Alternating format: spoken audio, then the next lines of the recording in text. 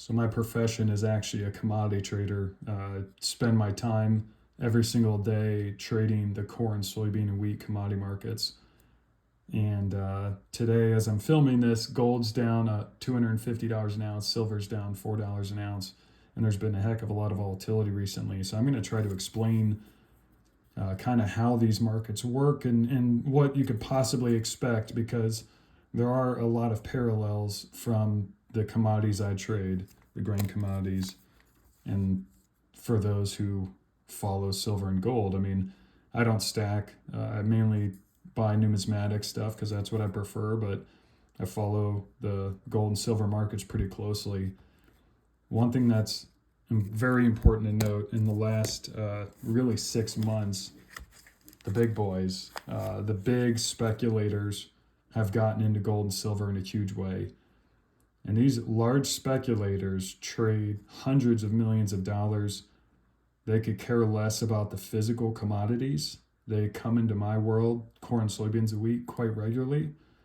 And they will either put big long positions on, in other words, they bet that it's going higher, or they might put big short positions on and bet that it's going lower. In other words, they will sell today with the intention that they can buy back tomorrow at a lower price. The problem with these big speculators is they're so big that they can move markets and really keep things irrational for long periods of time.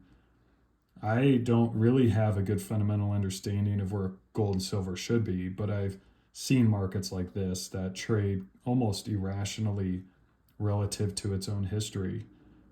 And we can't argue that gold and silver have been a rational call market this year. It's been anything but. And so the key now is like what's going to happen. And I just want to probably say buckle up. One thing I've noted is any big bull market tends to end with extreme choppiness.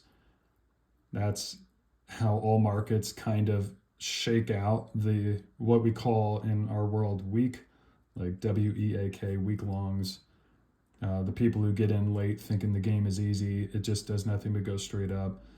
When markets run out of buyers and start to turn people from buyers to sellers, they shake them out. In other words, they do what we're doing here, which is violent down, followed by violent up, followed by violent down.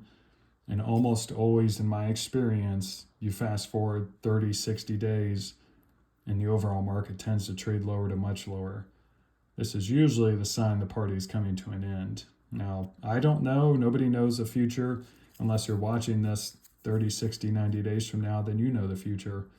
But I would just warrant extreme caution in the silver and gold market. I've seen this game played over and over again, and it almost always ends in a kind of a extreme move down kind of way. So just be careful.